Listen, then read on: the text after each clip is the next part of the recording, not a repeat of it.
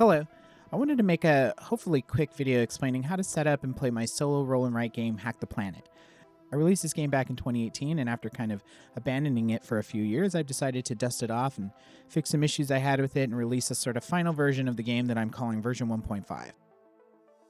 In Hack the Planet, you play a cyber-enhanced computer hacker tasked with taking down the Cyberlord, an evil artificial intelligence that has taken over the world and controls humanity through radio towers built across the globe that transmit mind-controlling brainwaves.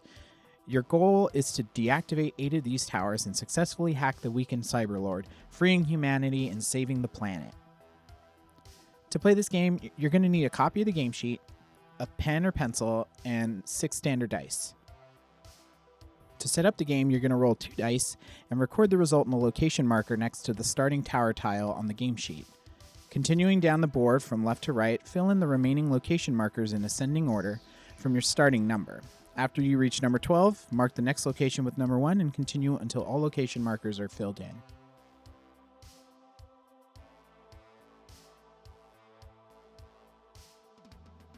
Now take one of the 6 dice and turn it to read 3 and place it on a starting tower tile. This will be your character die that you'll move around the game sheet. The 3 represents how many lives your hacker starts the game with. In this game, they're referred to as reboots.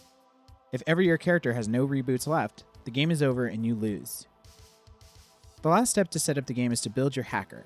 Feel free to name and draw a picture of your hacker if you'd like. You get 10 stat points to build your character across these 5 stats.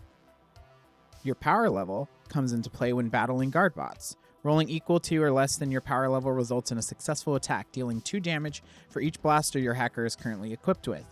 Dexterity also only comes into play when avoiding attacks during combat. Rolling equal to or less than your dexterity level results in successfully avoiding as much damage as indicated by your armor level. Your hacker's speed level determines how many tiles you can move your character die per turn. You must remember to cross off 1 box of time for every movement action with equal to or less spaces than your current speed level. As previously mentioned, your armor level determines how many points of damage your hacker blocks if a successful dexterity roll is made during combat. Your hacking level determines how many reroll attempts you have during a hacking action. After your initial roll for each hacking action, you are allowed to reroll any amount of your hacking dice, but only as many times as indicated by your hacking level. Go ahead and fill in your 10 stat points wherever you feel they are best suited.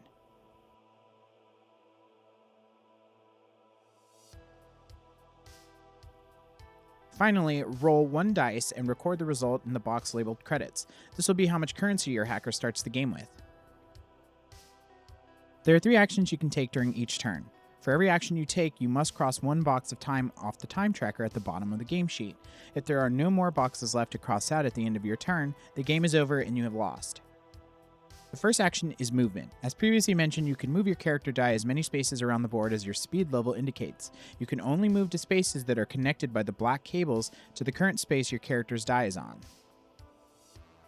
The next action you can do on a turn is shop. Throughout the game, you will accumulate credits for successfully hacking and deactivating towers. You can spend a turn to purchase items from the shop with these credits. Power boosts give you a -2 to your power rolls when attempting to attack a guard bot.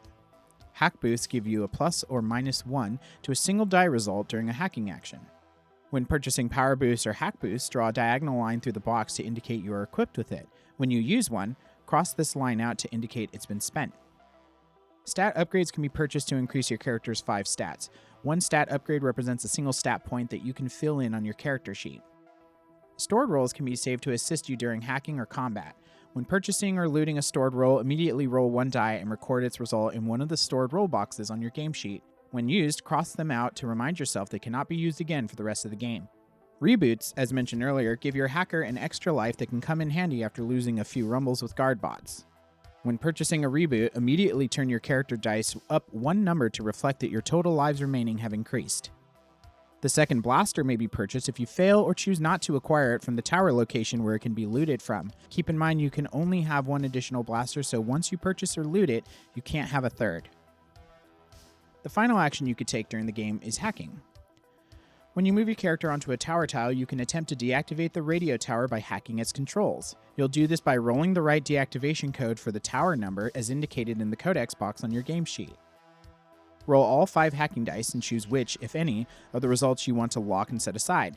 Each digit of the location code must be made up of no more than 3 dice. However, stored rolls can be added to a result without limit or used on their own as extra dice. So let's say I'm at Tower 1. My deactivation code is 5 and 9. I'll roll all 5 of my dice and review my results. Here I have 2 2s, 2 3s, and a 4. Since I can use up to 3 dice results to make up one digit of the deactivation code, I can set aside this 3 and 2 to make 5, and take the remaining 2, 3, and 4 to total 9. You can set aside digits in any order. They do not have to follow the order in which they are printed in the codex. If I came up short on my first roll, I can still re-roll any amount of dice I want as many times as indicated by my hacking level. Let's say I was able to set aside dice totaling 5, but I didn't have the right combination of dice to set aside the 9. Well, I'll go ahead and re-roll these 3 dice and hopefully I'll get lucky on my next roll. If you succeed in achieving the deactivation code with your dice, you have brought down the tower. Circle the tile on your game sheet to indicate it has been successfully hacked. You now acquire credits totaling the number of $ boxes under the tower tile that are not crossed out, as well as 1 credit for each dice you did not use to achieve the deactivation code. If you have used up all your rerolls and have still failed to achieve the deactivation code, you have now been spotted by a guard bot and must engage in combat. Using the guard bots table, roll 1 die to determine which enemy you will encounter. Set 1 die to the face that corresponds to that enemy's hit points, and place that die in the empty box to the right of the guard bot's illustration. Take 2 dice and turn them both to their 6th face. Set these in the 2 dice boxes below your character's illustration. This represents the 12 hit points you begin every battle with. The order of battle is the guard bot will attack, then you get to attack. Guard bots will attempt to deal damage as printed next to its hit points. Roll 1 die. If the result is equal to or less than your dexterity level, you block as much damage as your armor level. If it's higher, take full damage. Turn down your hit point dice to keep track of how much damage you receive. Next, you attack. Roll 1 die. If the result is equal to or less than your power level, you successfully hit your enemy for the total damage indicated by the number of blasters you have. Turn the guard bot's hit points die down to track how much damage it has received. If you do not roll under your power level, you miss your attack completely. Battle continues this way until you or your enemy runs out of hit points. If you lose the battle, turn your character marker die down 1 number to indicate you have used a reboot. If there was only 1 remaining reboot left before the battle, the game is now over and you have lost. Keep in mind, you start the game equipped with 2 scramblers, which allow you to avoid combat with a guard bot. Cross out each scrambler to indicate it has been used. You will not be able to purchase or loot any more scramblers, so use them wisely. If you lose your battle with a guard bot, cross off $1 from beneath the tower tile you attempted to hack. If you successfully hack this tower in a subsequent turn, you will receive 1 less credit for doing so.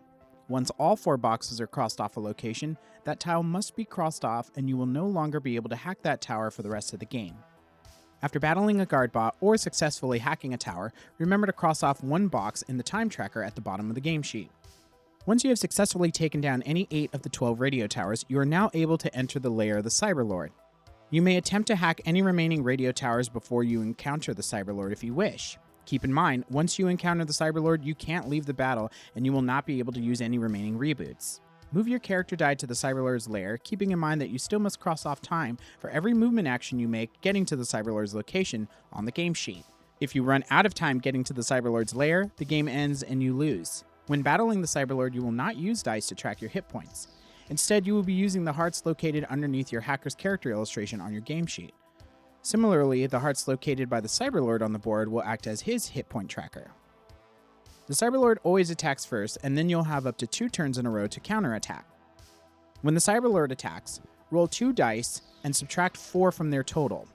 This will be the amount of damage the Cyberlord will attempt to hit you with.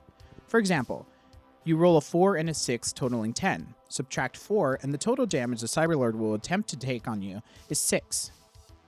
Now you'll attempt a dexterity roll.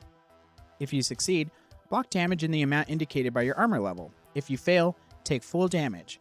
Cross off your hacker's hit points totaling the amount of damage you took from the Cyberlord. Now you get to attack. You'll do this not by rolling a power roll, but by hacking like you did during the hacking actions. This time you'll attempt to roll the Cyberlord's code, in this case 13 and 8. Like the hacking action, you only have as many reroll attempts as indicated by your hacking level. You may be able to do more than 3 damage during a single attack against the Cyberlord by utilizing hack boosts or stored rolls. If you fail to hack the Cyberlord's code, it's now the Cyberlord's turn to attack.